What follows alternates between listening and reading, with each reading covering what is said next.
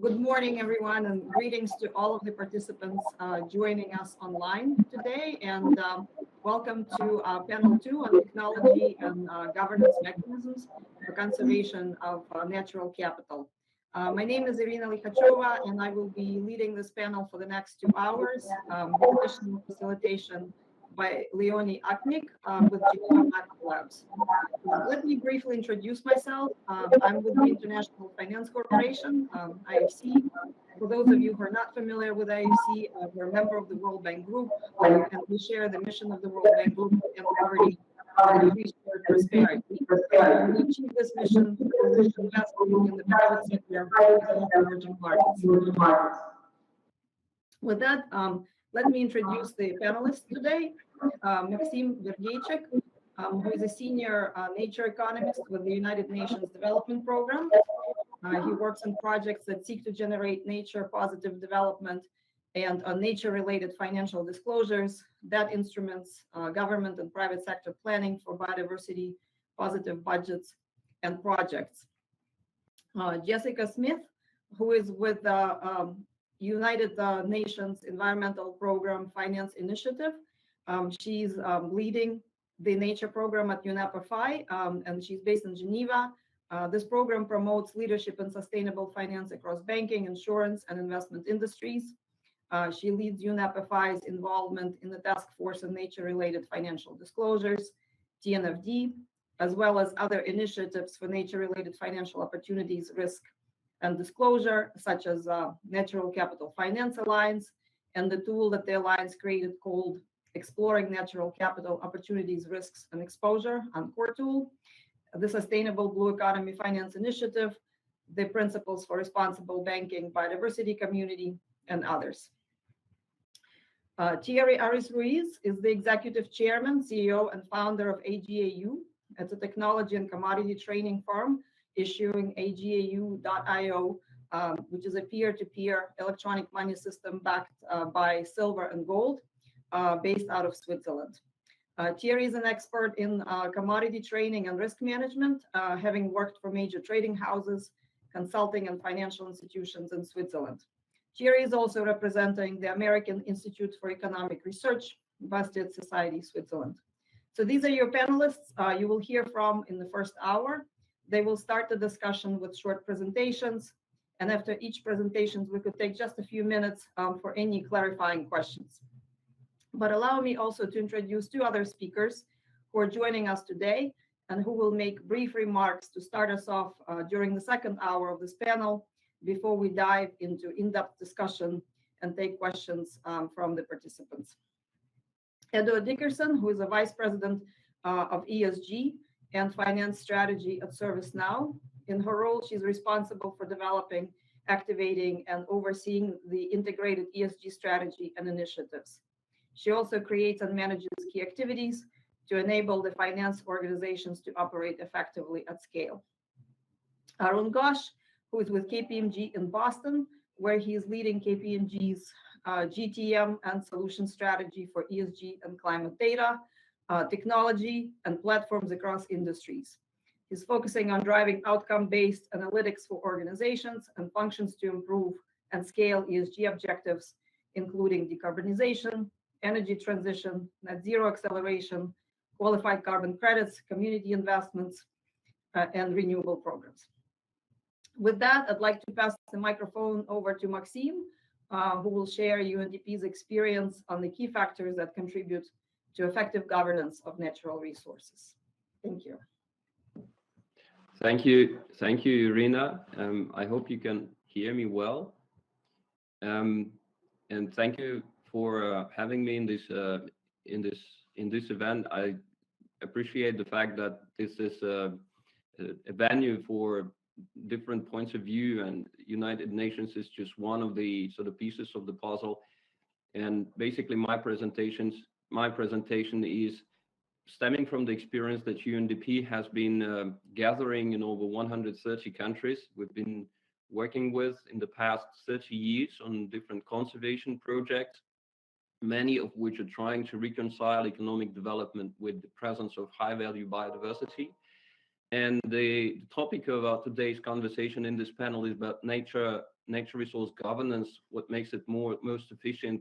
And I think that that's probably now observation. No one size fits all. But then if the society generally is to be guided by the principle of, of achieving non-deterioration of its ecological capital in the long term, then probably there's a couple of common principles that could be discerned. And so I'm just going to be sharing them from my perspective.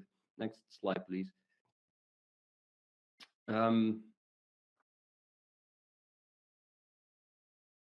The basis for making decisions about the effective forms of nature governance probably goes back to a little bit like a philosophical, economic, macroeconomic discussion about what natural capital is, what natural wealth is, and the UNDP is guided by the principle of strong sustainability of natural capital. So in the overall equation of the three factors, the human capital, the produced capital, and natural capital, two types of capital, human capital and produced capital, are probably interchangeable. But then the third factor, natural capital, and there's been a body of research about to what extent it could be replaced by the other forms. And most of the researchers come with the conclusion that it is extremely difficult to replace the stocks and flows that are produced by nature. And that is actually the essence of the definition of strong sustainability, which makes that type of capital tricky to measure, tricky to cost even in many cases. And whenever you try to measure it in monetary terms, you end up with the difficulties, or you'd end up with the huge costs. There has been attempts at trying to see whether natural pollination could be replaced by artificial pollination, for example. And the conclusion is that this is possible, but it is going to be at a huge cost, which hardly is bearable within the principles of economic development that the society is vested in. Next slide, please. So if we are to actually appreciate the fact that natural capital is not easily replaceable, then it comes down to the requirement that the natural capital should be used at a certain rate by human activities, by economic activities, at a rate that is commensurate with the rate at which this capital is left to regenerate itself, or where humans can step in and help that capital regenerate. So it's actually pretty much the definition that I've defined for myself with respect to nature positive. I know that there's many think tanks trying to define what is nature positive. The way that I define it for myself is the rate of economic use of natural resources, stocks or flows, at which those natural resources are allowed to regenerate or can be regenerated with human assistance. And next slide, please. And so the strong sustainability character implies that the natural capital needs to be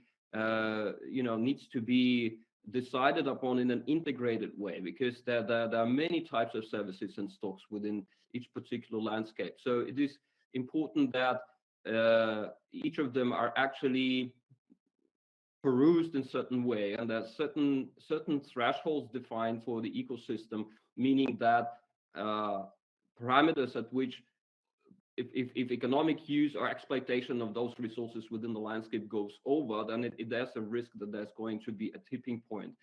So please go to the next slide. I think the nice way for the business community of summarizing the wealth of ecosystem services has been proposed by the Task Force on Nature-related Financial Disclosures recently, who've published the disclosure framework based on all the multiple consultations they had with the Science Based Target Network and other partners. And it's basically, they call it a periodic table of ecosystems, ecosystem types and ecosystem service types that they would propose the business community could use as a sort of a rule book in a way, whenever they try to understand and localize their presence and evaluate the risks or the impact on those services or the ecosystems per se.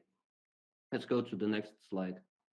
Using the classification that the stakeholders within the landscape would agree if it is the one that is proposed by the Task Force on Nature-related Financial Disclosures, then it's possible to get to the mapping of the ecosystem services within a particular landscape and defining priorities.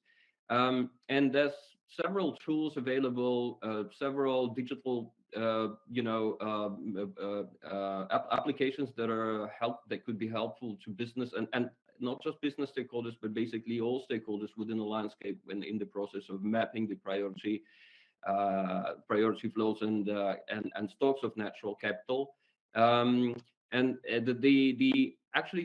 exercise needs to involve the stakeholders that are present or interested in doing business in a particular landscape, so that the map of ecosystems could be juxtaposed with the map of economic activity, either existing activity or planned activity, so that pockets of conflict between priorities could be identified, and then the stakeholders could come to agree together what are the priorities and objectives for those particular, as I say, pockets of conflict, and what kind of resolution could be proposed to them. So that, of course, there's a principle of return on investment, which is a priority in the business language, but then there's a principle of integrity of ecosystems if we are to seek the long-term longevity of the natural base. So this is not a quick process. This is a process that involves several juxtapositions and several ways of defining priorities for the landscape and getting an agreement on that. But that's probably the way you do it. If the objective is to get the long-term return on investment positive, meaning that the long-term return on investment would ensure exactly that principle that I started with of letting natural resources regenerate themselves or be regenerated with human assistance. Let's go to the next slide. So here's just a couple of principles that I'm demonstrating. We use UNDP has its own way of approaching it. We are working with the UN Biodiversity Lab through our approach, which we call the Essential Life Support Area Mapping, which is based on using primarily national data. So that's basically the beauty of having UNDP or other UN agencies present in the country, so that we fit with the requirement of the Convention on Biological Diversity to give priority to national data. The problem with national data in many cases is that it is very diverse and that it is not exactly comparable across countries. But this is exactly what UNDP is looking into. So we're using the data, and then we're reformatting, or we are translating that data into the language that makes it lends itself to be joined by the globally available data and make the results comparable. So it's just another principle that we are adhering is the principle of systematic conservation planning, meaning that we are actually following that integrated landscape approach and mapping all the particular ecological priorities and parameters that are present in a particular landscape. Let's go to the next slide, please. Then, as I mentioned, upon the mapping exercise, what's happening is that the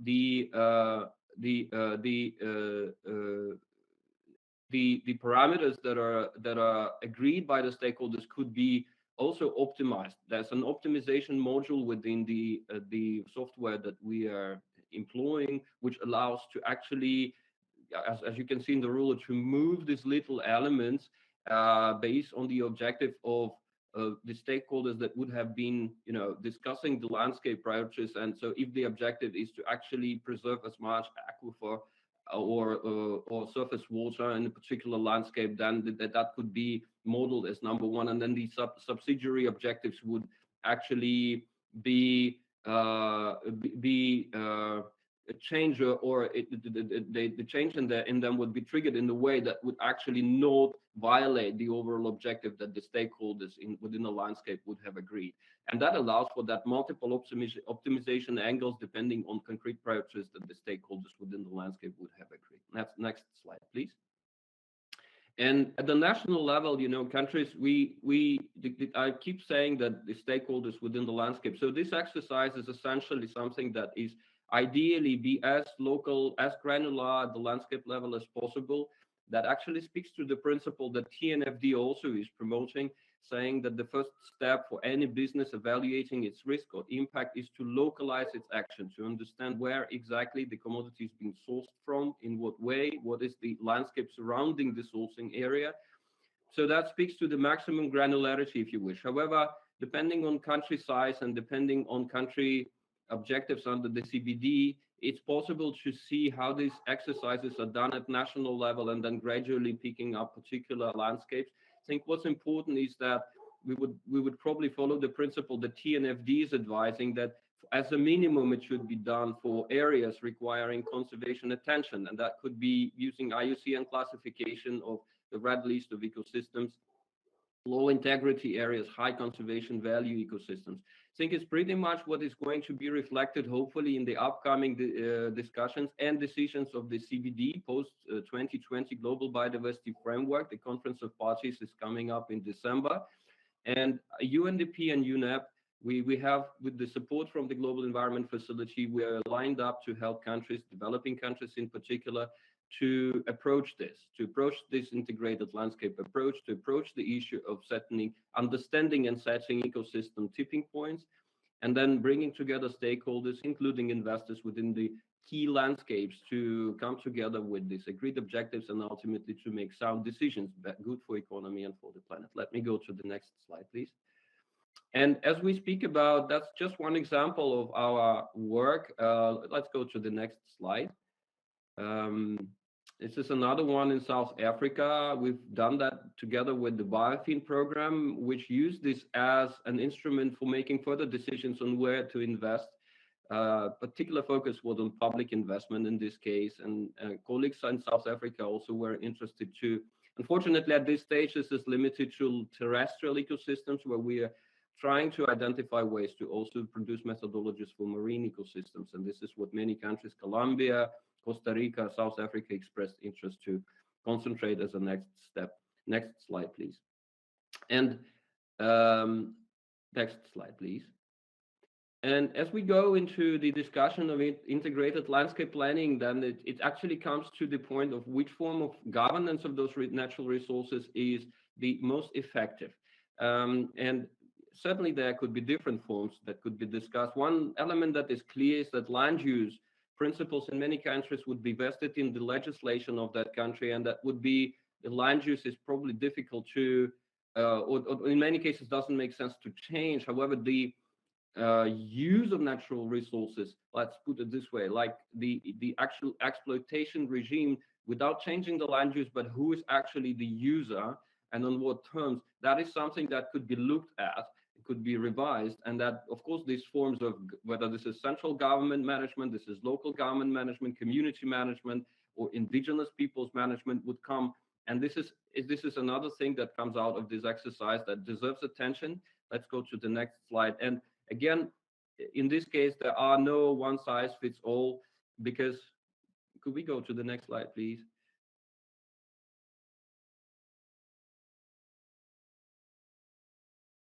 Because essentially, the principle that the key governing principle in the decision making is the one that had been actually proclaimed by Professor Dasgupta in his report to the UK government 2 years ago, which gives the primacy of integrity. He actually argues that whatever way of natural resource management is discussed, the key thing is that to seek for ways that actually avoid illegal moves, corruption, you can call it, or because in his research, and he confirms the research of many other scientists, that actually that in those places where you have rich biodiversity but low level of governance, could we not be as quick with switching slides?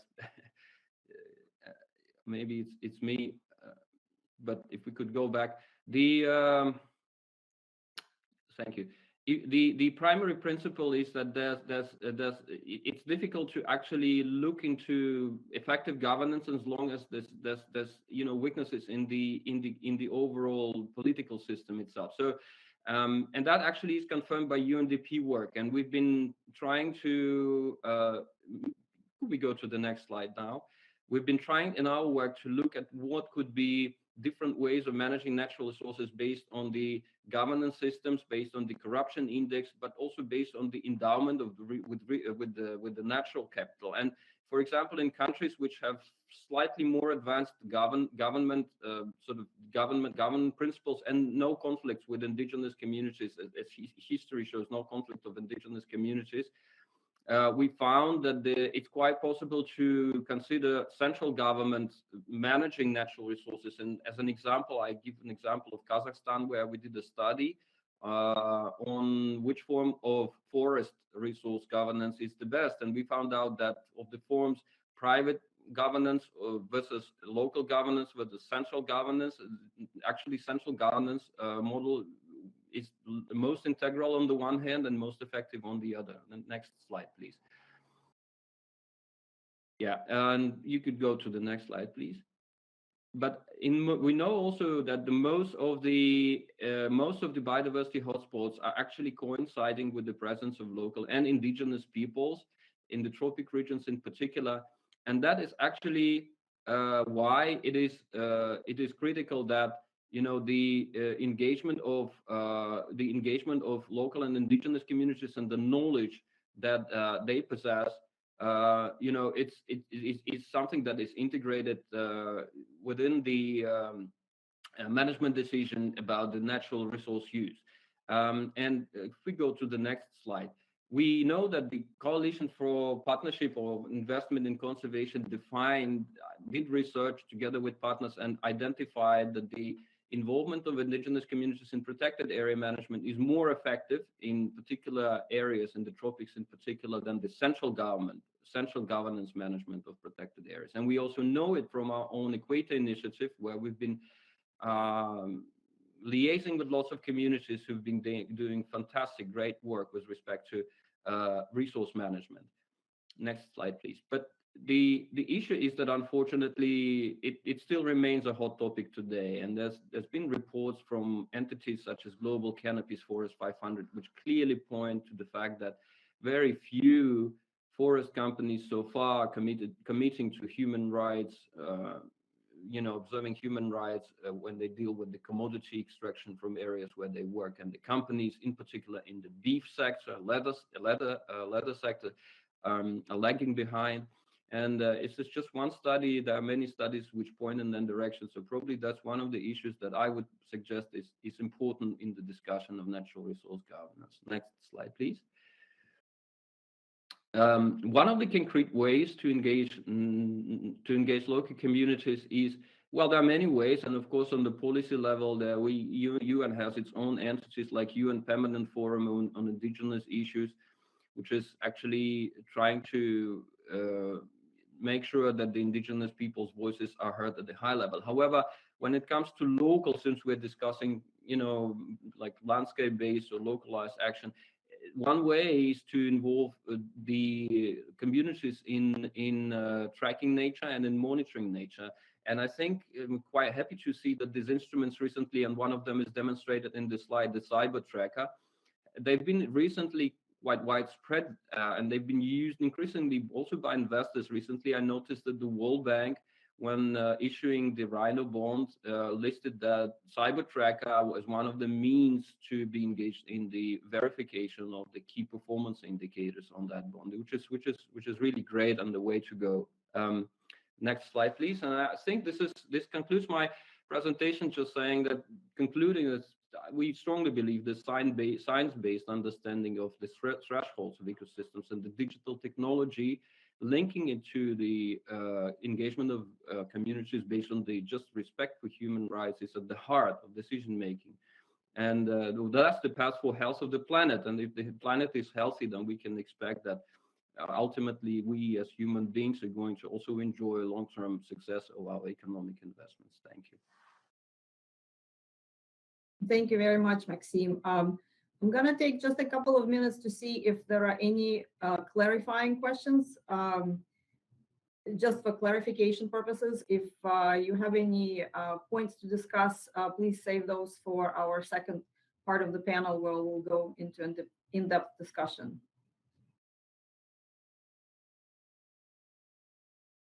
If there are no clarifying questions, let's just move over to Jessica Smith, who will cover the role that the private finance can play in addressing nature loss crisis and contributing to conservation of natural capital. Jessica, over to you.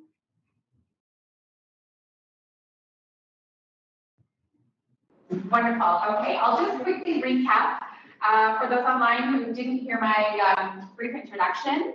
So I work on nature at the UNEP Finance Initiative, and we work with banks, insurers, and investors. And really hundreds of banks and insurers and thousands of investors through a partnership that we have with the Principles for Responsible Investment. And just to kind of quickly give the headlines, when we're talking about nature and climate, it really requires economy-wide transition and really goes to the heart of how we manage our economies, what we value, what is what is considered tradable, what is a revenue stream that's viable, what are services that governments and communities, consumers are willing to pay for. So it's really around systems change. So with our banks, insurers, and investors, we use a framework around impacts and dependencies, and also enterprise value to help them really consider how nature fits into the systems that they use. So the impacts are either positive and negative beyond the business and beyond the from the clients that they lend or insure or invest in, and it can be positive and negative. And also the dependencies are the services that they're getting from nature. Here we go.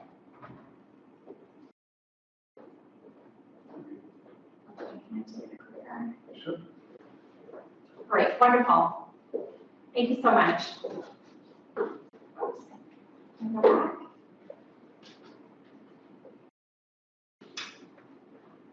The small one. Oh, I don't think that's forward. No, the small one is backwards.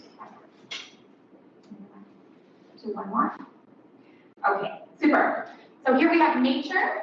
We have environmental assets and ecosystem services, as Maxim outlined. The risks and opportunities are managed to create enterprise value. And in our work, we're trying to have financial institutions look at their entire portfolios and consider whether these are supportive of the Sustainable Development Goals, life below water, life on land. And at the end of this year, we're expecting a global biodiversity framework, which will have what has been called a Paris moment for nature. So that will create a global goal to halt and reverse nature loss and move towards having economies that operate in harmony with nature. And it also has a call for the alignment of all financial flows with the goals of the agreement. So for those of you who come from the climate space, this was very instrumental in the Paris Agreement. In the Paris Agreement, the call is under Article 2.1c. It basically calls for the alignment of all financial flows with the goals of mitigation and adaptation.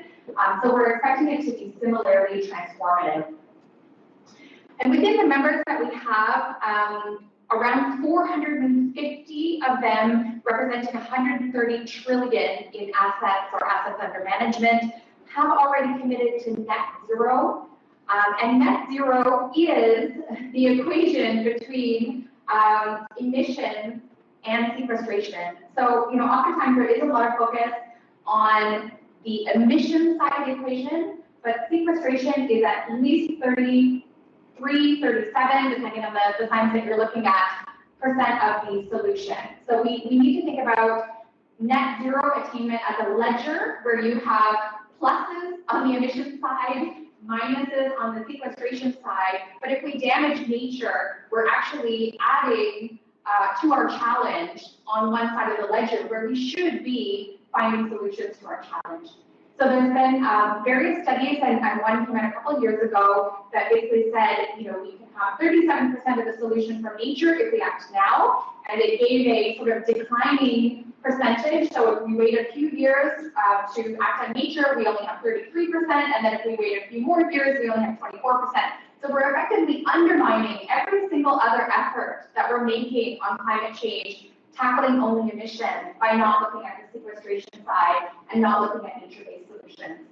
So as you can see, this is a really significant commitment from the financial sector to align their portfolios with net zero. And we're now seeing more and more financial institutions being aware of the fact that nature-based solutions are both readily available, cost effective, and going to help them in the long run to meet these commitments that they've already made.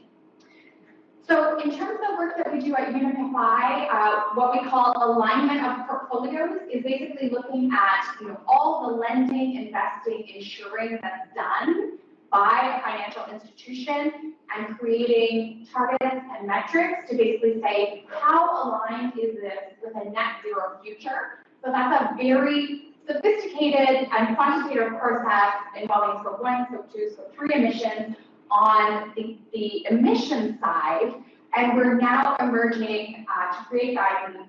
We have guidance for banks, but it's sort of work in progress, and we're working towards this guidance for insurers and investors as well, to also calculate how aligned is your portfolio with a net zero and nature positive future.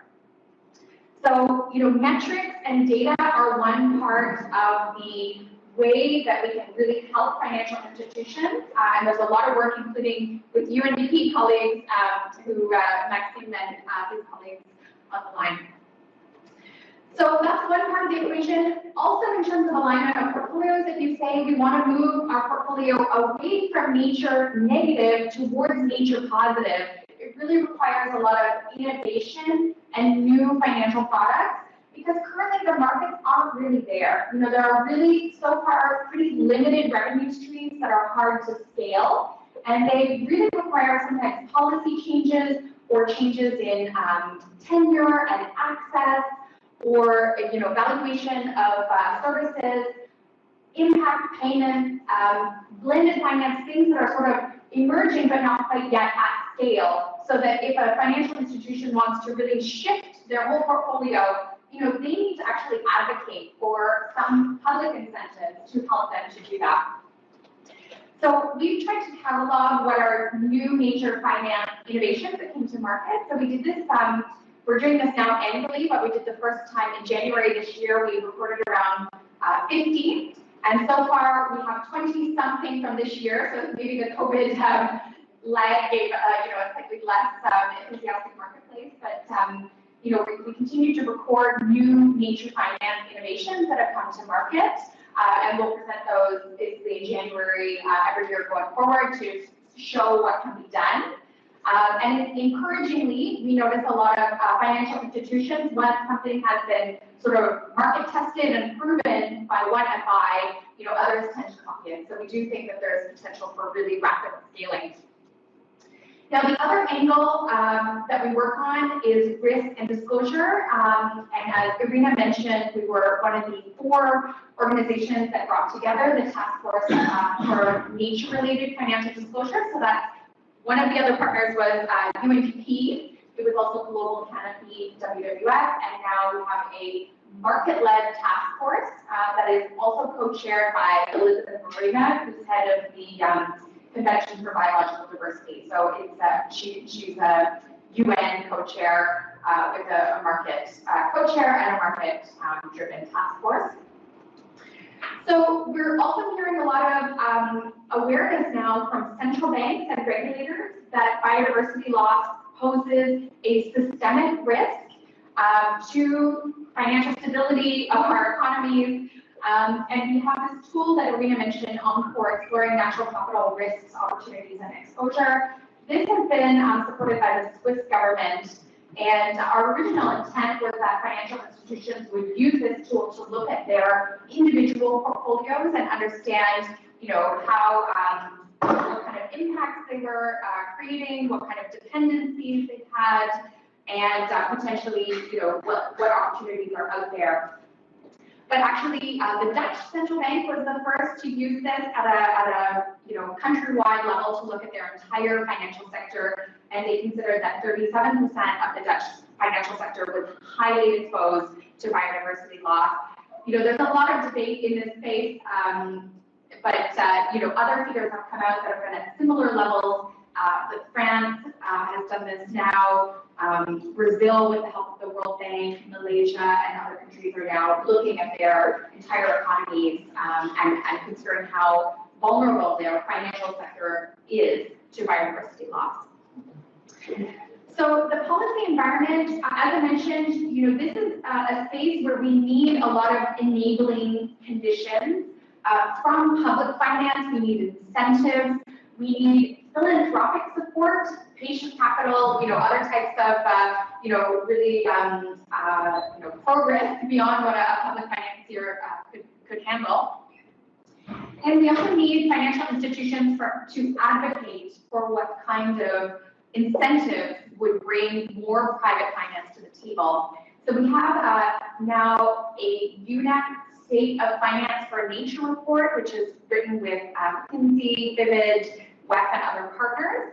And this has shown that only around 14% of finance for nature-based solutions comes from the private sector right now. But effectively, much of the real economy relies on the services provided by nature. So a much larger proportion. It's effectively a mass subsidy to our real economy right now that we're taking natural capital for free, and the private sector is not reinvesting in it. Can you put the next one? Closer to my mouth. Okay, great. And just to also say, we have two thematic showcases to really identify and promote what we see as good leadership from the private sector in this space. And that's around the sustainable blue economy. So we have a set of blue economy principles, which a paper just came out recently that said they were the most aspirational in the market. So we thought that was a great endorsement. And that includes a lot of practical tools for financial institutions like exclusion lists, guidance on where there's new financing opportunities in various sectors. And then our other showcase is around food systems. So we work with UNEP, another student UNEP, FAIR, an investor association, and a number of other partners in what's called the Good Food Finance Group. And we run the High Ambition Group, which is basically setting ambitious portfolio targets and showing how that can be carried out both in public and private finance. So moving on, recently with Thomas Villegas from the Bank of England, I wrote an op-ed around specifically the topic of nature risk, but I think it equally applies to the opportunity side, is, we're no longer asking ourselves, will central banks and regulators act on nature risk? But it's a question of how will they act on it and where? And our theory of change or thesis is, central banks and regulators are not reckless people. They don't act randomly. They very much watch and look for results and, really will regulate on the basis of what has been proven and shown to work.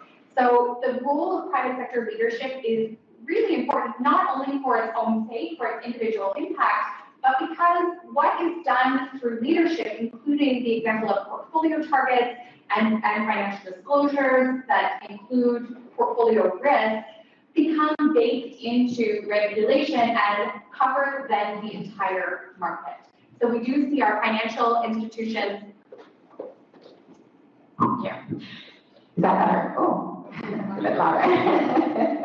Okay, now we do see our financial institutions who are leading in this space, playing an extremely important role. And in turn, I think they benefit from first mover advantages, from sort of getting out there in the market, trying things and showing the way. And we expect their actions to be then modeled into regulations.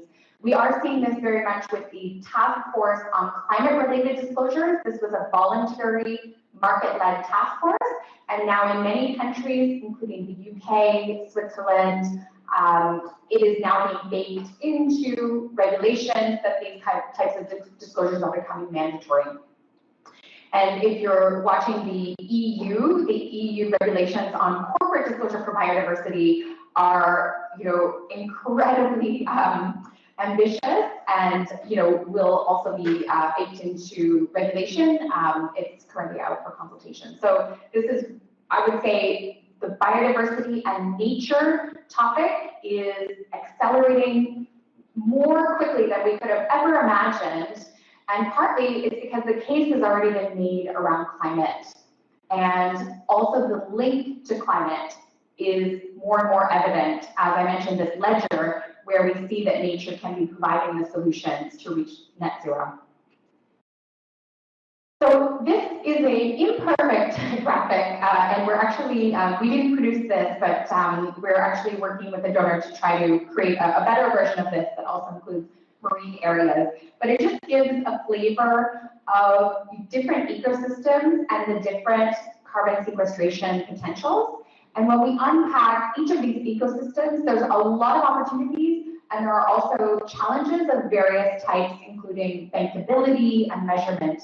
And our hope is over the next year, we will be doing more outreach on each of these ecosystems so that banks, insurers, and investors can get more fluent in the language of ecosystems and better able to identify particularly the opportunities. I think there's a lot of great work already on the risk side. Then finally, Maxim also highlighted it, but you know, it's very, very important, especially when people have come from the climate space, and you know, climate has focused very much on emissions, and you know, a ton of greenhouse gas emissions is a ton anywhere in the atmosphere as it's released, as it's sequestered. But nature and the services provided by nature are very much linked to rights, access, vulnerabilities, and you know, if you've heard me speak at other forums, I often emphasize the fact that actually living with biodiversity can be dangerous as well, and many people who are frontline managing the world's biodiversity are human people who are at risk living with wild animals next to wild animals. So, you know, we're putting the great burden of our, you know, hopes and dreams for biodiversity and nature to, you know, create all these services for us to the most vulnerable people, in some cases on our planet, without compensating them for the services that they're providing. So it's really important to not lose sight of that. As Maxim mentioned, you know, Indigenous peoples and local communities have been shown to manage areas for biodiversity even better than state protected areas that are for that purpose, even when they're not managing those lands for that purpose. So, you know, this is some incredible findings, and there have been various studies. I just saw it yesterday, it maybe came out before yesterday, but that Indigenous peoples are managing 30% of the world's primates, or the 30% of the world's primate range, and 71% of the species of primates. So there's other studies like freshwater, other examples where, you know, we're just blown away by, you know, the ability of Indigenous peoples and local communities to manage biodiversity better than the institutions that have been set up for that purpose elsewhere. Yet, at the same time, almost an infinitesimal amount of private finance for managing biodiversity and nature reaches Indigenous people and local communities. So they're carrying the burden of this, you know, existence value and all the other values that we load onto nature and biodiversity, and they are not compensated for it. And they are not accessing these financial flows that we are expecting to zoom up. So, you know, there's a potentially large equity issue coming as, you know, we're bringing more nature finance, that it's not reaching the people who are doing this important job for us.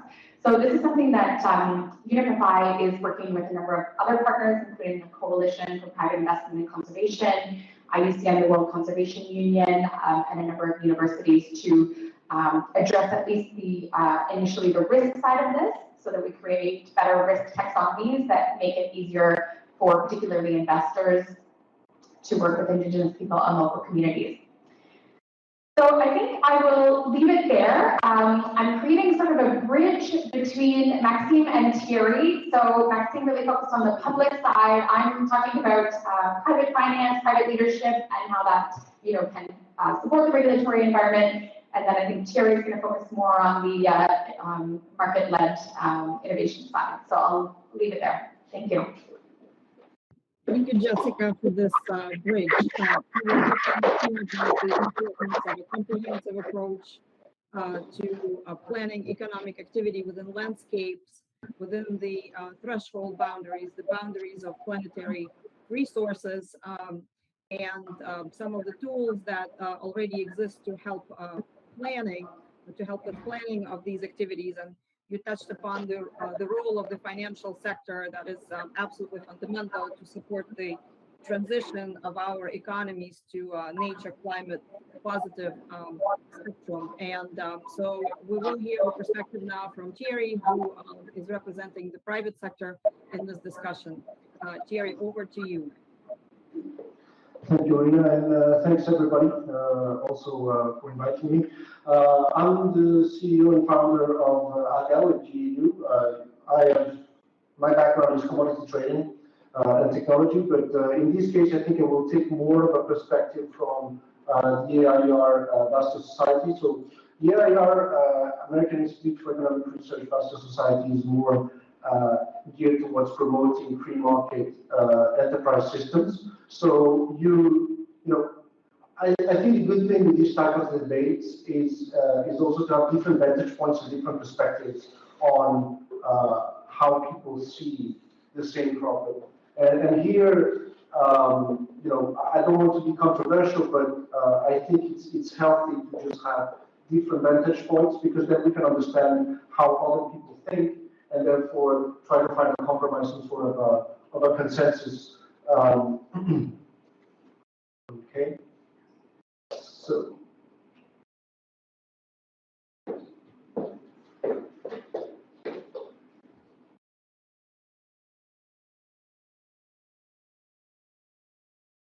Okay.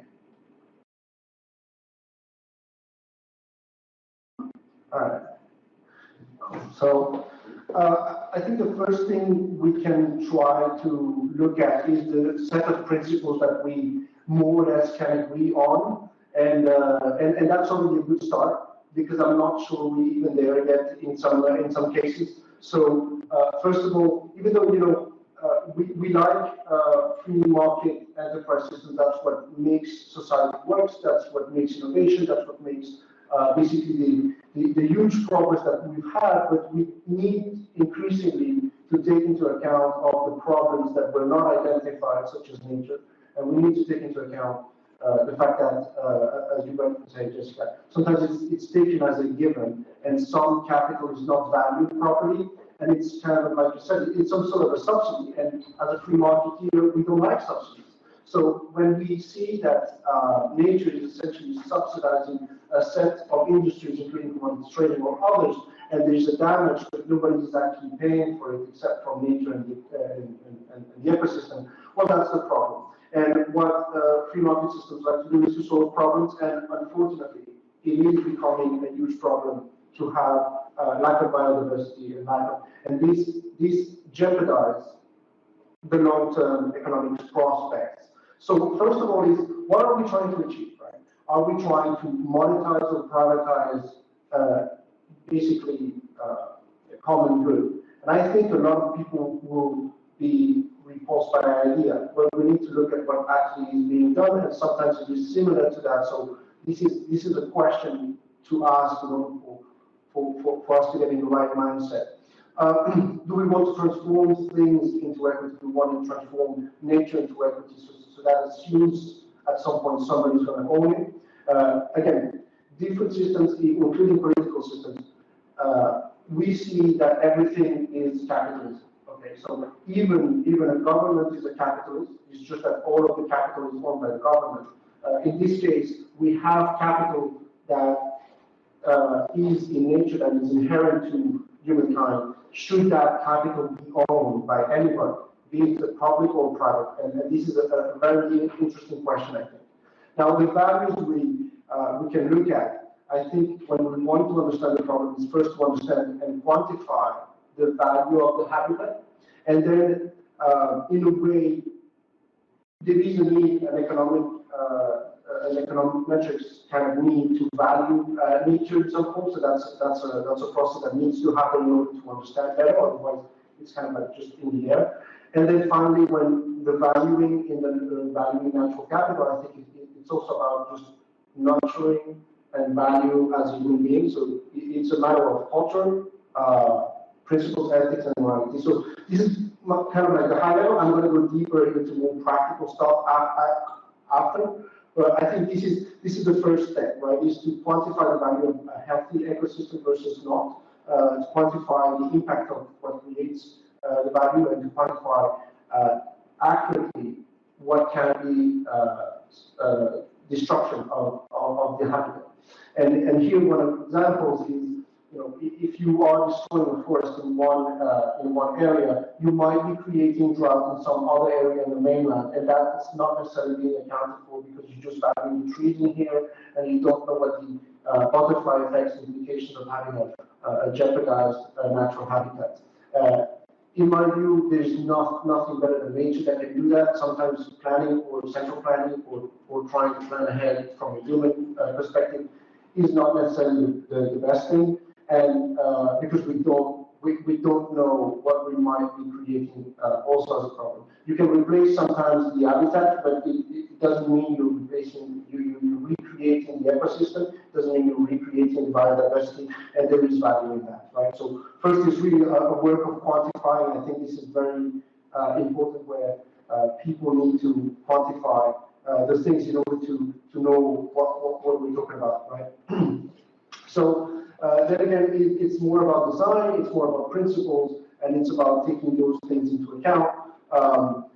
From a free market perspective, we don't see too much ruling to be done, but already doing well what we can look at when it comes to the rule of law and when it comes to applying the value destruction property laws in a way. So that means when an enterprise goes and destroys value, first, if you have quantified it accurately, then there is a need for rule of law so that you pay for the impact that you have. Already that's on the punishment side. And obviously there must be a reward system. I think the reward system, by and large, is just a long-term effect of having a healthy and prosperous economic point. But here, jokingly, I want to say, if we do tax credits and if we incentivize industry to do things in a long-term perspective by saying, okay, if you are net zero, if you're not having any negative impact on nature, or if you're having a positive impact on nature, you wouldn't pay taxes. I think that would solve the problem very quickly from a private sector industry perspective. So again, it's principles. And another one that is very, that's kind of my goal here today is to give the message of already not doing anything wrong, right? Because one thing is the intention, and then the other one is the results. So, most of the times I tend to say for governments to do nothing rather than do something that is harmful.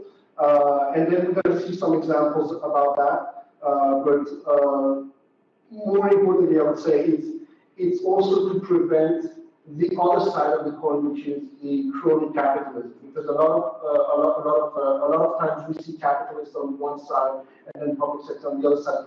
The problem is there usually is a distortion on the market there, and there's not enough room for competition. So, to give you an example, the more regulations you put on in the industries like SMEs, the less they will be able to enter the market, and the less there will be enabled for competition. So we need to also be mindful about that. And then again, it's more of a tax issue. Tax usually from a free market enterprise perspective, it usually leads to misallocation of capital, and it usually leads to some deficiency or distortion of the market. So what I'm not talking about is a subsidy. So then using Milton Friedman's quote, the government solution to a problem is usually as bad as the problem. Here for subsidies, it's clearly a market distortion, and we're going to look at one example, the biofuels example, which in my view is an absolute disaster. First of all, it's a misallocation of resources. It's also creating actively deforestation. It's creating sometimes even hunger because you are misallocating some production that could have been used for into biofuels, and you're creating an entire industry. I have personal friends who were in this industry only for the sake of the subsidies, where you had tankers, you have logistic industries that were just for biofuels because you couldn't mix up different types of biofuels. And then when the subsidy stopped, not only the entire economic chain was destroyed, but then also you had a lot of misplacements of things. So again, doing no wrong is one of the messages I'm trying to convey here. When it comes from a good heart, sometimes the result is catastrophic. So, you know, like I said, you see, I'm not saying biofuels are wrong. I think the technology is good, but there's also good ways of doing things and not necessarily just, you know, putting a punchline and think that, because you can end up with basically misallocation of foodstuff, of fuel, sources of grains. Particularly today, we see these type of things where biofuels actually can exacerbate the food crisis, and it's not necessarily efficient on the energy side. There's a very nice piece from John Oliver, I don't know if you've seen it, but it talks more about carbon credits, and it talks about, you know, do you want to, basically 1 minus 1 doesn't equal 0 all the time. If you're creating massive harm in one area of the globe, and then you just plant a bunch of trees somewhere else, it doesn't necessarily mean that you just, you know, totally neutral, nothing happened. Right? Very important to look at the design of your industry and your industrial process to try to already avoid doing harm. I think that's a much more sound. And then that's what calls greenwashing, right? So who benefits from carbon credits is certainly not SMEs, and I'm also speaking on behalf of SMEs, because we need to be mindful about the fact that, you know, when you look at the bottom line here, 500 million hectares are left to be dedicated to new forest, and then Shell alone would be proposing to plant a tenth of that. So that means that actually would be the biggest producers who would be benefiting from the tax credits, because they would, or for those carbon offsets, because they would be the only ones like they can. And we cannot plant like trees eternally. So we need to look at other things. I'm not saying it's wrong. I'm saying it's a good thing that we do it, but perhaps working on a more, like to say, like earlier on in the process with already finding new ways to not put that carbon on the outside on the first place is perhaps one way to go. And again, so there's carbon sequestration, and there's a lot of things being looked at in this form. So I think it's more about using the technology and the brains to redesign the processes. And it's actually a good thing. When you look at industry, and I come from commodity trading and metal trading in particular, one of the magical, extremely profitable things that have happened is recycling. So turning a deductible into a payable is magic for the free market. One example is aluminum. It's extremely intense in energy. It's harmful for the environment when you're mining it. And imagine a world where people are recycling. From an enterprise perspective, it's essentially free labor, where you are getting the raw material now free in a circular way. You don't have to mine it again. And then it's just the right thing to do. And it's actually much more profitable than go and start mining again. Like imagine if we had to, the reason why we use aluminum more today than we used to is precisely because of that. Otherwise, we would have mined the entire earth, I mean, much more than that. So we need to also remove the myth that it's not profitable, because finding these ways of having a circular economy is actually extremely profitable. And the one who has that first mover advantage is likely to take a lot of those gains. And so I think we also need to look at it from the understanding that it is a good thing to innovate in this sense. And there's other responsible sustainable investment. I was personally involved with AgAu, which is essentially a firm led by Henry, my partner, who's from African descent, where he's looking at sustainability and also impact. So it's about impact and it's about profit. And again, it's about removing the myth that there is no profitability in those projects. Here's an example where a board had identified sustainable agriculture with cashew nuts in Nigeria.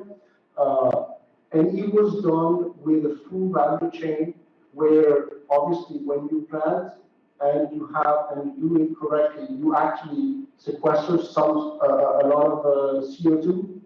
If you go on the value chain with the transformation processes up to the distribution, you can capture that value also in the country.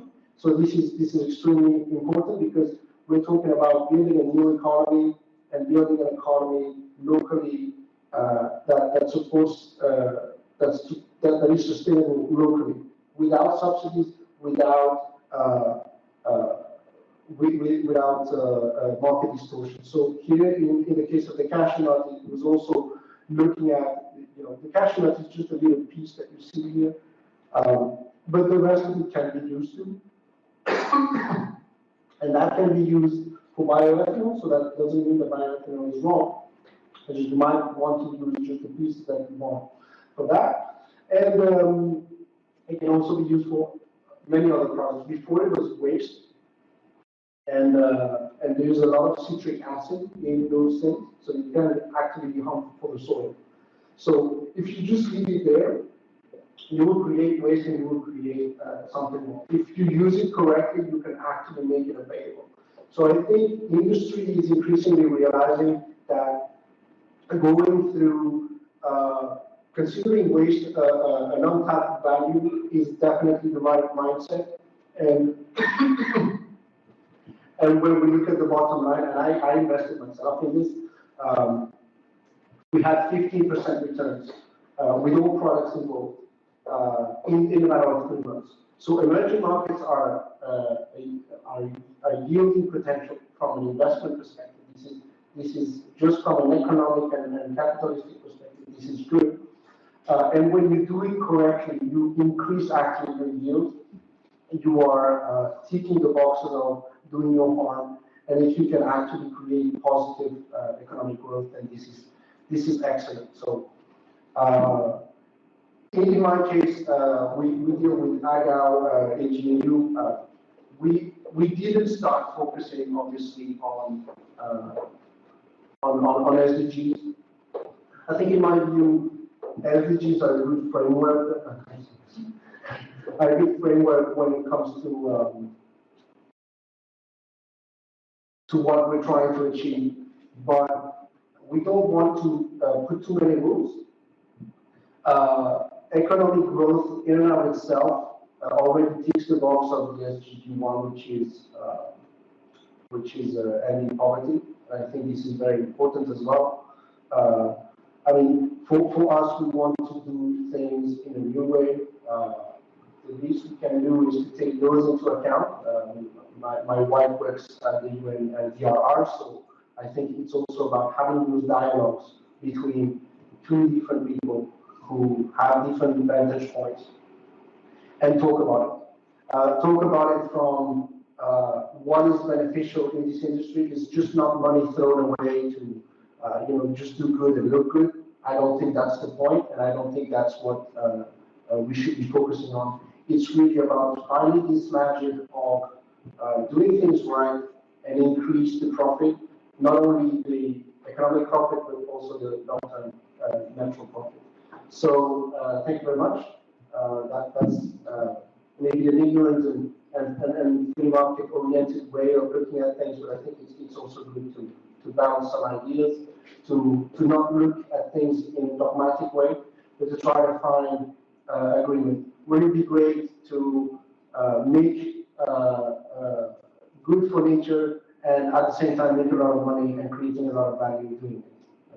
I think that at least we can all agree, and I think that's where these types of forums can help into changing that perspective.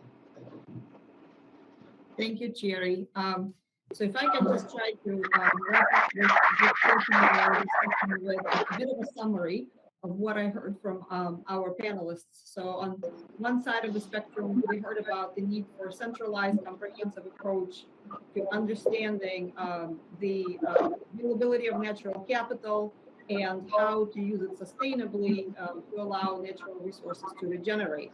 On the other side of the spectrum, we heard about the need for free markets, kind of for the market to understand where the dependencies are in production on nature, where the risks are, and how to create positive opportunities to transition to new economy that is net zero and nature positive. And in the middle, we heard a combination of basically the need for rules and regulations, of engagement, and again, the combination of regulated approach and approach in terms of putting in place punitive measures, and also unregulated approach where private sector, the market could take leadership position and agree on a set of voluntary guiding principles.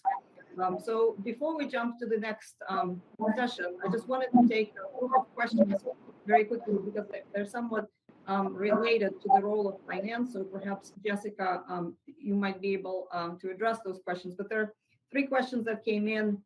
One is about, and I'm paraphrasing here, how to direct more bank finance to SDG-based investments, because right now there is some reluctance to finance some of these SDG-anchored investments.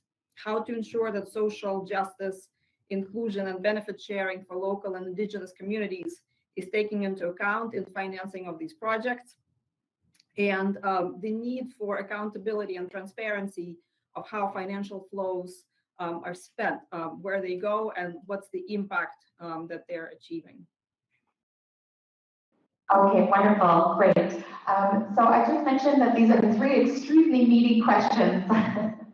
So let me just give some headlines and then invite any follow-up. So first of all, how do we direct more bank finance to SDGs? I think just in broad headlines, we need to look at the basic financial processes of a bank. And one of them is the risk side, and to improve the de-risking tools. And actually, this is a good forum to talk about that because data and metrics are really important. And having ESG-related data really improves transparency to be able to understand investments. So having more data is definitely, and better data is definitely part of the solution to unlock. Then the other part of the de-risking equation is blended finance tools. So there's four main archetypes of blended finance where public finance can help de-risk and bring more private capital, private debt into a transaction. And I can just encourage people to look at Convergence, who do specialize in that. And I think, as I mentioned, there are big transaction costs in identifying, new revenue streams, packaging them into new transactions. And, if some banks get out into the market and lead that R&D, other banks can copy the products that they that have been innovated. So I think, that's sort of a headline. We very much at UNEP-Fi focus on portfolio targets. And many of these are made at a CEO level by a bank, where a bank will commit to a particular target and then undergo a process of innovation to shift their finance towards SDGs. This can be very complicated, so our general recommendation is to look at your whole portfolio and look at where the most negative impacts are coming from and where you have low-hanging fruit and start with those. And for many banks, that's in the kind of mission space. Then the second question was, how can social justice for Indigenous people and local communities be taken account into transactions? So there's a lot of great work that's actually IFC led, so maybe Irina, you're one to be answering this question. But IFC's developed performance standards, and the 7th performance standards deals with Indigenous people, and there's also performance standards around cultural heritage and biodiversity that deal with livelihoods and access. These have been taken up by, for example, more than 130 banks through the Equator Principles. There's also various, UN guiding principles for business and human rights. So that's really focusing on the safeguard side, but on the, proactive, how do we engage Indigenous people not only as beneficiaries of financial transactions, but actually empower them to develop revenue streams.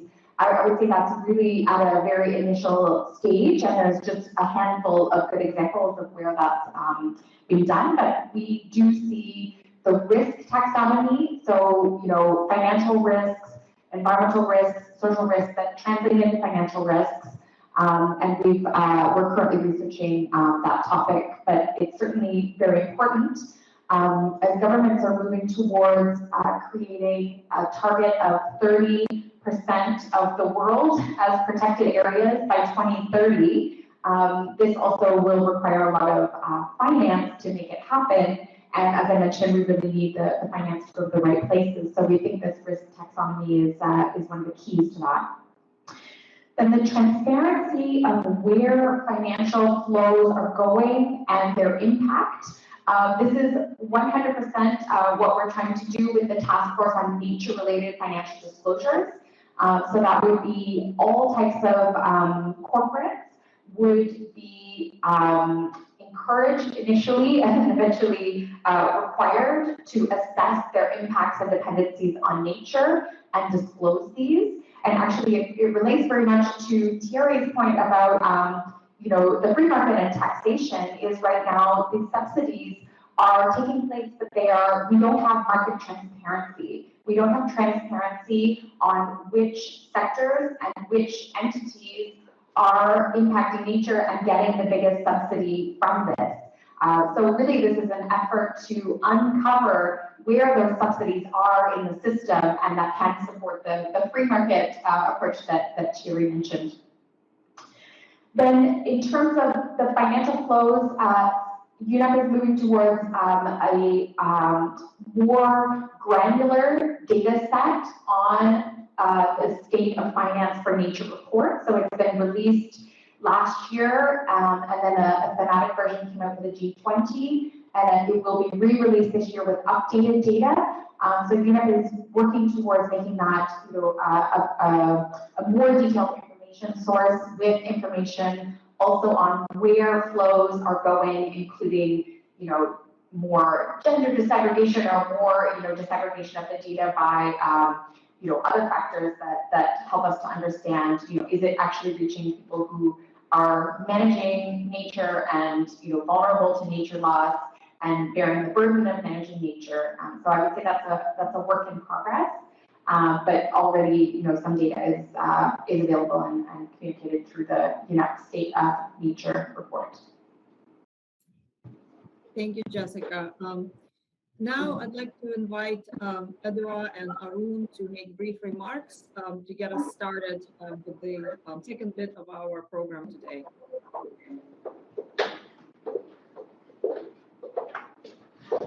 Great. Our camera is moving toward the front of the room, so we'll just give it just a moment. Awesome. And Arun's just beside me. He'll jump in front of the screen here in just a moment. I've been really excited about the discussion, and just by a little background or introduction, ServiceNow is a SaaS, so enterprise software provider, and our mission is to make the world work better for everyone, right? And so when I think about the role that we aspire to play in this specific work is in the acceleration of some of these connecting the dots and the being able to enable some of these activities as far as transparency or what have you in governance. I'm actually, for those who haven't had the opportunity to meet me, I'm actually a recovering accountant and auditor, and so I come from that space of the importance of disclosure and transparency. What I found extremely interesting and specifically that I'm hoping that we can have a dialogue here around is we're talking about access, we're talking about the Global South and Indigenous folks and those who are significantly impacted, but how do we think about specific access to being engaged into this process, and how can technology be a part of that, right?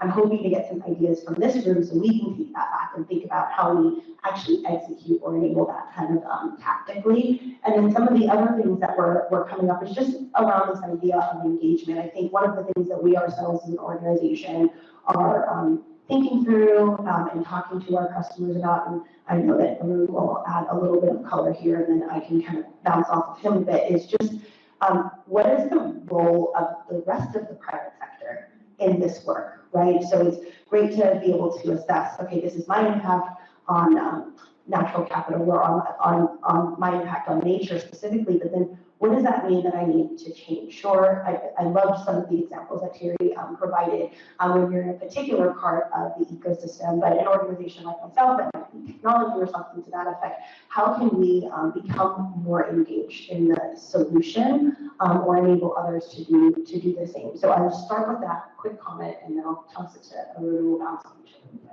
Yeah, is there another mic? So there's the second Share it. He doesn't want to share with us. I didn't say that. How does this become? It's okay, we can share. No, this is working. Okay. Exactly, right. No, so just to state a few things. This week is also New York Climate Week. It's going on in New York, and Edua and I talked about it earlier as well. I think the reason why we're both here is that not just natural capital, but also you talked about emissions, and everybody's focused on emissions, right? I love the fact you mentioned ledger because that speaks to the heart of accounting, right? And 2 years ago, 3 years ago, we raised our hand and said, the level of transformation that organizations have to do, and we're a consulting organization, right? For us, it's about, oh, yay, revenue, right? But at the same time, we love regulations. More regulations, bring on more TNFD, we love TNFD, right? But then it becomes a trust and transparency issue, right? Where is the money going, to whom and why? And New York Climate Week is all focused on getting groups together and announcing big things. This is where we're going to sort of move the needle, as you and I keep talking about it. Because all of you in the room, all of you online are actually doing things on the ground. That's what things are, we have to move. And climate change is not a New York issue, it's a global issue. It's not even a Geneva issue, but we're in Geneva because this is all coming together.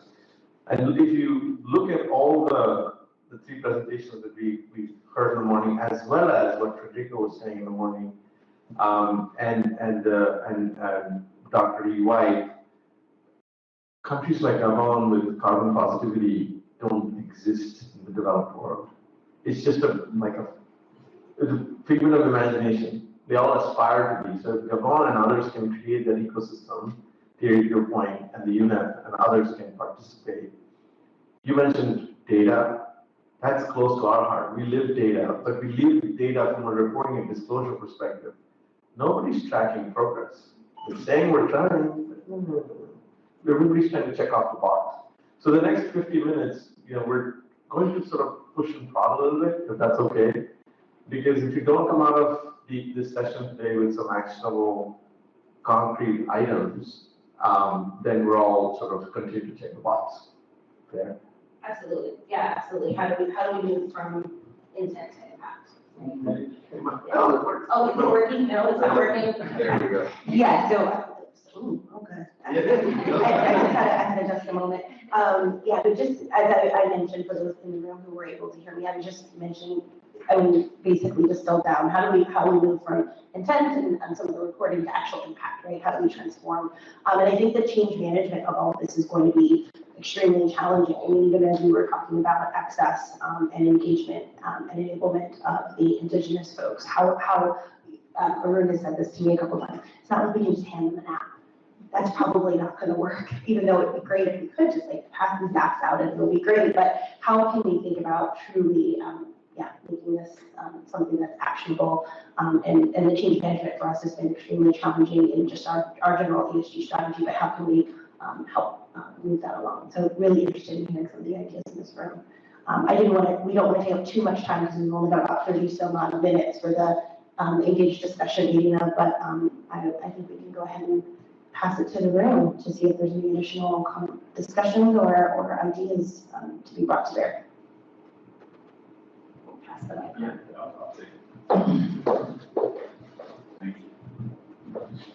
Okay, so So this is Adam William from the Department of Economics at Harvard. One of the things that I've heard you guys discuss at length, and you as well, is that one of the challenges is unlocking finance, right? And it's because a lot of financial institutions are risk averse, especially in dealing with regions of the world that they're not predisposed to understanding both the benefits and challenges inside those economies. So one of the things that we had been discussing was there are solutions out there. We talked about data, 100 petabytes of data actually that exists that provides financial intelligence to de-anonymize specific layers of the supply chain that may or may not be contested, and or basically other elements inside of the financial institutions themselves. We're looking at a company level, we're looking at industry level or sector-wide insights. That's something that we actually have the technology to do already. And so if that technology would be useful to a group like this, then those would be, well, that would be one way, at least to start unlocking some of that kind of finance, because we are providing evidence to those institutions who have to have within their risk taxonomy evidence to suggest that this is where the monetary considerations are going, this is what it's being used for, this is your anticipated rate of return on your investment. And I think that it might be able to provide a little bit more resiliency inside of the system writ large. So that was my initial thought from this session was when we discussed the unlocking of private capital. Anyone else? Oh, this works. Yes. Yeah. So question for the group. I think that from a data and technology perspective, there's a lot of contributions companies are making, whether it is a large cloud company I will not name. There's other programs that are, but what's missing, right? Your role at the UNEP, right? Your role, what you're doing, Thierry, and Thierry as well, I'm just going to call on you, in terms of how you see things and where things are breaking. Now, there's an interesting comment here I was just reading is the level of country corruption and where the money goes, right? So you can have all the technology you want, but if you don't have a reasonably transparent process, where do you start? Where do you fall? I mean, you keep falling, you can allocate investments, but then, and this is what's stymieing the developed world from stepping into the developing world. Because there is no guarantee of impact. This is a big issue. So I can open to the group in terms of saying, okay, you can bring all the technology you want, but how do you have the right outcome and the impact? Well, I think that that's one of the reasons why I brought up that technology, because, for example, in COP21 in Paris, one of the commitments that was made by the developed countries was they were going to commit, what, $25 billion for adaptation. And to date, they've only committed $250 million.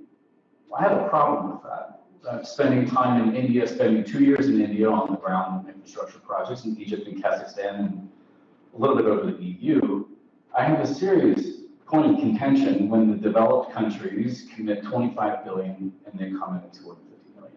And so why is that? And being the commitment was made pre-COVID is no longer an acceptable excuse, in my opinion. And so, again, it's one of those things, if we have the technology to weigh in and actually remove the anonymity of some finance and then also adhere to the regulatory statutes that have been put in place in order for capital to be deployed to developing countries, then why aren't we doing that? And it could be because no one here knew that the technology existed. And if that's the case, when can we start talking about that more concretely?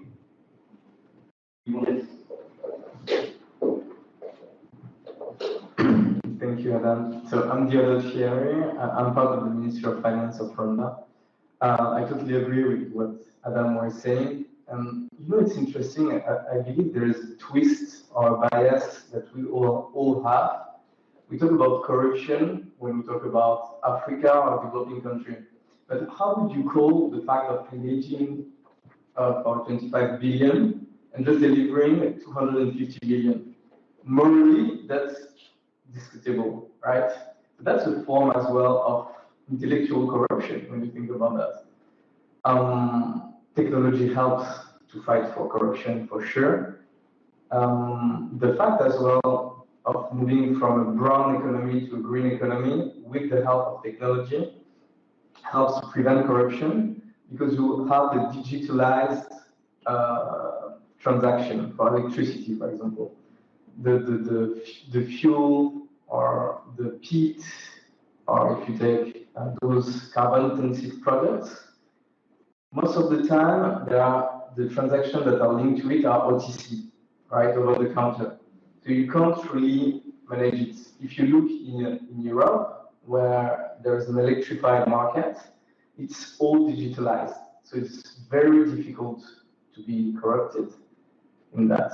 So in that sense, the digitalization will help to fight corruption, but at the same time, when you talk about corruption, maybe try to deconstruct yourself and ask yourself, what have we done so far?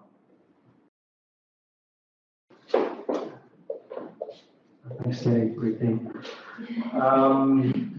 Now, I agree that the more bankruptcy is even more flagrant. Actually, COVID is not an excuse. It actually showed that when you wanted, you could unlock an infinite amount of funds. And yet, here is an urgency that is, I would say, probably within the top 3 I can think of. But it's much easier when you look at what government spending actually does to look at resources allocated to wars rather than looking at nature and economic prosperity, right? So obviously, as a libertarian kind of perspective, it is more kind of like, please don't do any wrong, and you know, I think the answer is always simple at the end of the day. When you look at principles, do more of what works and do less of what doesn't, right? That's the way I go through, I'm trying to go through life, right? So I think here the moral bankruptcy is definitely something that we need to look at. And then the other thing is, okay, so how can you remove that wrongdoing? From a libertarian perspective is to remove the power of misallocation of resources. That's basically what we come to a conclusion as of. Because most of the innovation is there. I think there is still room for organizations to coordinate because we don't necessarily know one another. We don't necessarily, and then there is a room for some sort of guidance so that as a consensus we commonly try to see where we want to go. But again, like when you look at money, it seems like for certain things money is not a problem and it's an infinite resource, and for other things it's not. And it really creates a moral dilemma on how, for example, you were talking about central banks.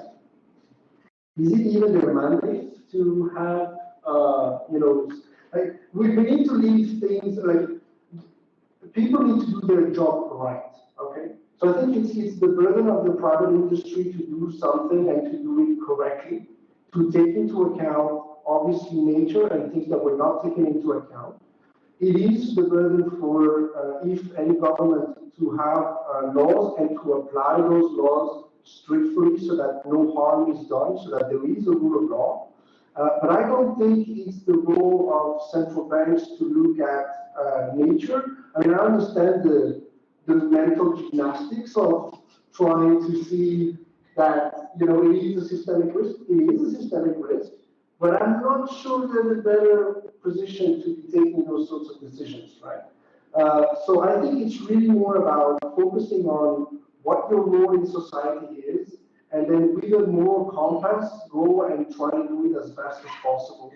That already would be good because, and then try to put through a track record that tells you, yes, I am doing monetary policy correctly.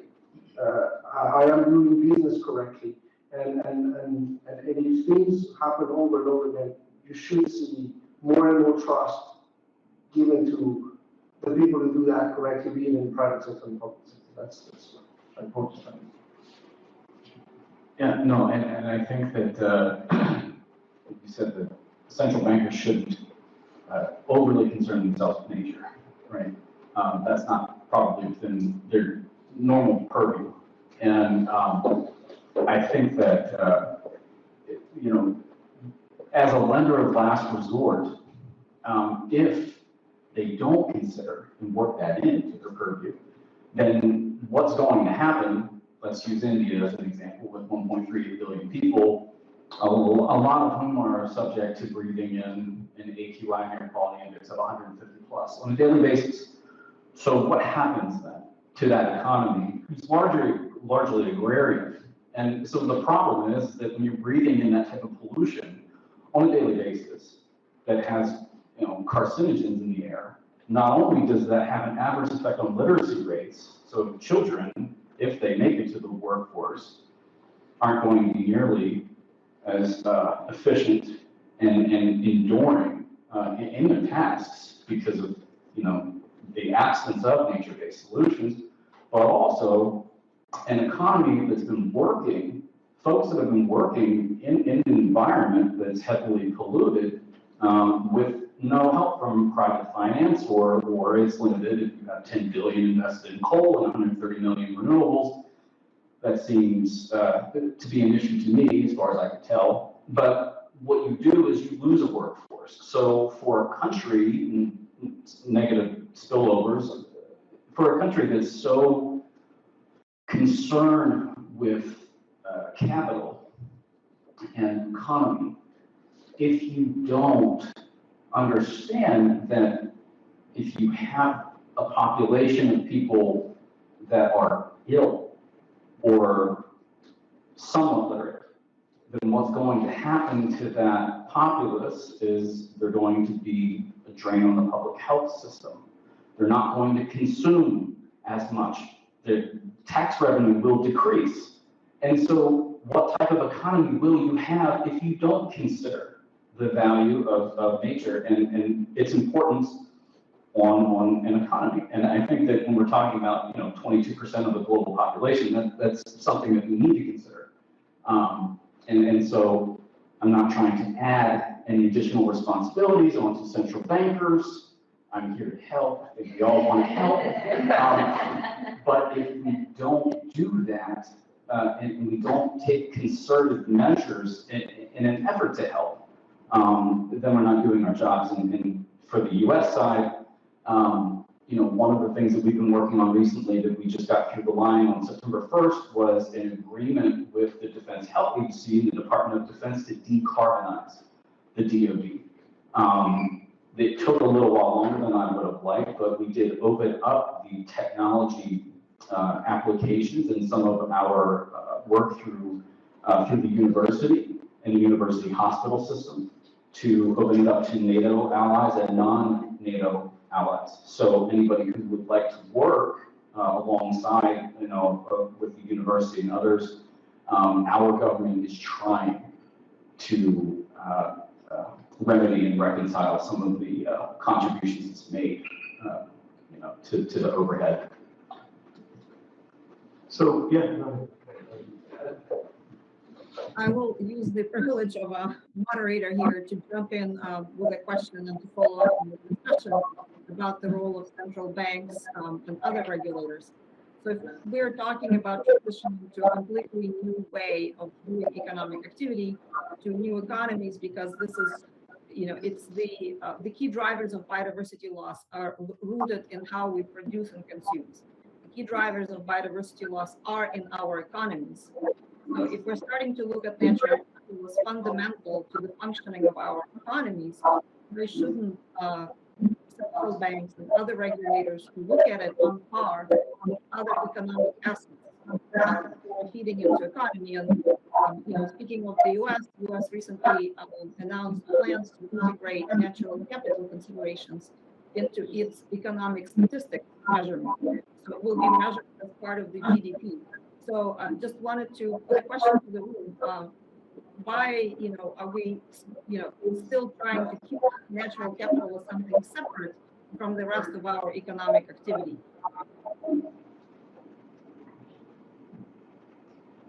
Maybe I can jump in here. I wanted to actually react to also what Adam was saying, and maybe also kind of reflect a bit to the earlier opening remarks by Federico. So I'm Eckhard Ernst, I'm one of the co-organizers here in today's conference.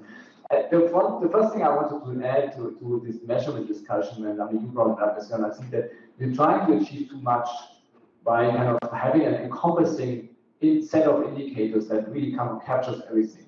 And I think, I mean, if you look at what the OECD did, or what also World Economic Forum tries to achieve, you have a set of indicators that often is very difficult to measure anyway in detail, in granularity, and it really covers so much ground that it's hard to compare.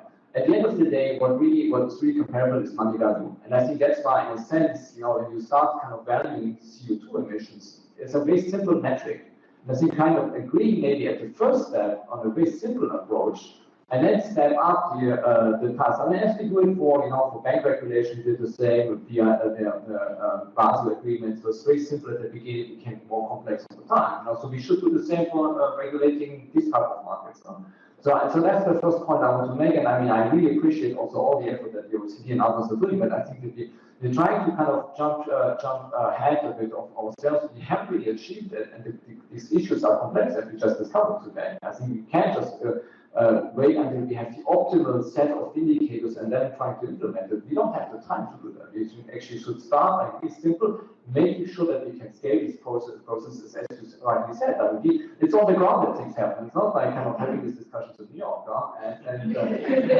mean, this is important too. I don't want to discuss it, but it's on the ground that things happen, and people need to have really simple approaches to actually implement this. And I mean, actually, I'm looking forward to your intervention, Thierry, later on to see a bit what's happening in one in this respect. I think it will be very interesting to learn about these efforts. So that's the first point. The second one, I think that in a sense that central banks, and we have a discussion in the afternoon, so I don't want to kind of anticipate too much of the discussion, but I think central banks and in public players in this market are important because they create the liquidity in these markets. I think that's really essential. We don't. It's a coordination problem. I mean, for those of you who are into game theory, then know what I'm talking about. Is they're bringing these people together. So nobody wants to be the first mover. Central banks have the money. They can investigate these markets and can actually provide the necessary liquidity, which is why it's so important that the European Central Bank is, for instance, doing right now. I think these are really important issues. And we can, in a sense, with our discussion, with the discussion at UNEP now, we can actually help them to identify the right set of indicators to develop these markets and to create a set of green bonds. Again, we will hear more about in the afternoon. That will essentially then drive these markets and will provide a first point of entry for these type of assets to develop. So that's just a comment. I mean, I really appreciate all the discussion we had so far. So thanks a lot. Thank you. Question maybe for Maxim. Is he still on? Yes, he's there. Oh, hey, Maxim. So one of the interesting slides you had presented was, can you see me? Oh, well, there. Oh, yeah. You can see me. Was the different models of valuing natural capital, right? You had the different land masses, different components of forests. Just because you have forest doesn't mean you have the right level of sequestration. There's lots of computational method that goes into identifying the most impact. Question for you, Maxim, in your economic analysis, which region or country is doing the valuation the best, if I can say that? I'm going to go back to what Professor Lee White was talking about Gabon being carbon positive. If Gabon is perhaps in my mind not what good looks like, where are pockets of good across the globe, Maxim? Where do you see where private companies like us, KPMG and ServiceNow can jump behind and say, okay, here's something that we could accelerate along with help from UNEP and others? Does that make sense, Maxim, my question? Yeah, it does, and thanks for asking. I think it's difficult to compare across countries. Because every country would always claim that they are doing their best. But if I can point to any examples, I think one example would definitely be Costa Rica. and the second would be South Africa. So for Costa Rica, they basically made a case of completely transforming economy away from using forest just for the sake of timber into forest as a standing forest that is not used for timber at all, and it's used for ecosystem values such as tourism and then well-being. And then they're actually making they've set up the whole system, the legal system of renting it out, the system of businesses involved, and taxation, and they've thought it through so well that they actually are able to generate on a country level income that is actually comparable, if not more, than they would have generated from just timber extraction. So that's in my opinion, but again, as I was mentioning in my presentation, country contexts are different. The size of the country starts to matter. The ecosystems you're talking about, one thing is about Costa Rica is that it's extremely attractive. So they make a case on a business plan, which is a certain business plan, people will come and pay for what they would see in Costa Rica. So if you try to sell it to countries in Central Asia, then it's probably not going to be as convincing a case, you see. So that has to be always, South Africa in a way is quite similar. And we are working actually with IFC on particular landscape, Kruger landscape. We're trying to use whatever research had been done. I mentioned that in my presentation, to use that as a basis for making an investment decision about where to invest, in what form to invest. Is it interesting models that are appearing, including in Costa Rica, whether you know it or not, that this Intrinsic Exchange Group is a company which set up a partnership with the New York Stock Exchange for creating a dedicated line of business which they call natural asset company. It's a new class. It's a new class listed through initial public offers, which issues equity and sells them to investors, and that invest that cash that they get from the proceeds from the sale of the issued shares back into conservation. And these companies, by mandate, can only invest in nature positive. And then there's a double system of recording. There's accounting, classic financial ratios, balance sheet, income statement based, and you see any New York Stock Exchange would publish. But the New York Stock Exchange went further and created a parallel system of ecosystem value accounting, which are equally accessible to shareholders, so they can actually track not just the financial health, but also the ecosystem KPIs that are associated with the mandate of that company that issued those shares. So that, I think pretty much that's the way to go. The first such company is expected to be created in Costa Rica. And there are still bugs in there, and one of them is actually those.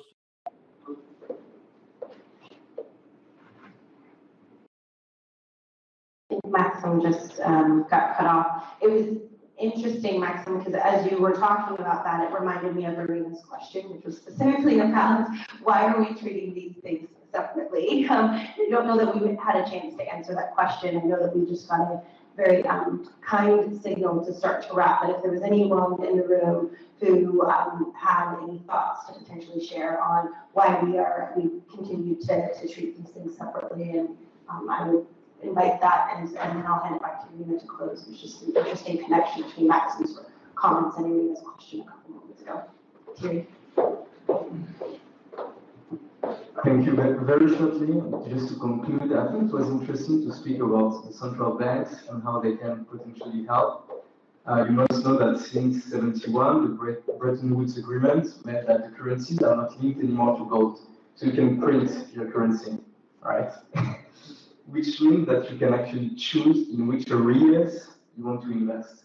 If we are able, with the help of KPMG, of defining a green taxonomy, taking into account which ESG KPIs we want to prioritize, we could make it happen quite quickly. The issue of clean air and the right of people to breathe clean air is a human right. So at the end, we just need to ask ourselves, how can we define this taxonomy and accelerate or boost our investments into the right areas? Go back to Irina. Yeah. No, quick question. So Joe Valencia here, and I'm actually transitioning into sustainable finance. So I have an interconnected two interconnected questions based on what the two theories have commented so far, and Adam as well. So when it comes to punishment and the rule of law, I've noticed that, like, let's say, like any company that has done damage to the environment, let's say we could say an oil spill, they have never been really punished at par to the damage that they have caused in the environment. And I remember asking this to a sustainability professor of mine. I said, well, it's just that they are too big to fail. So question on that is like, how could they be punished just a bit at a level side or the spectrum of the damage that they're causing to the environment and the people, etc. And then the other one is when it comes down to then this money that has been spent or dedicated to any purpose, especially at conferences like COP and other ones. Like, is there a governing body that would be enforcing the responsibility that these companies are having and whatever like they are saying? And just because one thing is like whatever they could be talking about in at their office at the company, etc. But when it comes down to COP and these big conferences, I think that responsibility should really be enforced and tracked, and if not, then be punished. Thank you. You want to answer? Thierry, but feel free. I think the enforcement, I can go back. The enforcement is going to be at the country level, right? Unless, so if there's noise still off the coast of Brazil, Brazil has to enforce the action. That's the way I see it. I don't see national courts stepping in the short term, right? That's step one. Step two, from the other thing is what's working today in a post-COVID or during COVID is public shaming. So if the court of public opinion now completely raises the spectrum of reputational risk, that becomes a monetary impact in of itself. The challenge is bringing that coalition, right? So the one example I will give you is the meme stock frenzy that happened in the United States. GameStop, Bed Bath & Beyond, of why it came out of Reddit forum. That's the perfect example of public shaming. Or you can spin that in a way that you can go after large polluters, large sort of too big to fail companies, or sectors to that matter. The unfortunate thing is, even at COP, companies spend more money lobbying than investing. Because any favorable legislation will always benefit the bottom line and the top line. So until we fix that, in theory, I think you talked about a little bit, that there's going to be that push-pull, and that's where nation states, even like Rwanda, can actually establish a framework to say, if you have stage 1, stage 2, stage 3 of protocol, sort of, you step outside, not only slap your wrist, you cannot operate in this country anymore. Something like that. It's the only way. All right. I know we're running out of time, and we need to be punctual. You were saying anything? Oh, no. Okay. I think Irina was going to close us out. Okay. What governance is needed to tame 130 trillion investment? Still, we're waiting for a convincing governance schema in UN sense, all of society. Verbatim, because the question came in earlier, and I thought we tried to address it in the question that was posed to Jessica, but I think I understand the twist of the question is probably, look, there's a lot of money, it's $130 trillion of investment. Who are the angels who are going to manage that, basically? That's how I see the question being, like, when it says, is the UN or society, is it not? That's kind of what I understand as, because obviously I can't answer, but I just want to say about one point that you mentioned about the oil spills and things like that. It's outrageous that it is not being punished at the effect that it is, and it's too big to fail is no excuse for such a thing, because you can take a conservationist fund and make that the new shareholder of the company and make it operate. I mean, I think it's just disgusting that you do not have to, and it is against principles of market practices, because if you let this happen over and over again, then you're just rewarding bad practice. This is not good. So I don't know what this question is from. I'm not going to answer that, but I think the twist is who are the agencies who are going to manage that, because I think a lot of it is also towards governments, because even when you have this fund, okay, we are nature good. How do with power comes responsibility and corruption, and that's also the issue. So the free market perspective is to try to keep the rule of law so that you have a constant dynamic of competition. As far as the question is, I actually agree with the question. Like, who are going to be the people who are going to enforce all of this? I think Thank you. Yes. So it's really about the need for transparency and accountability on how you spend and invest money, and what controls and what governance are put in place to ensure that the money is spent as intended.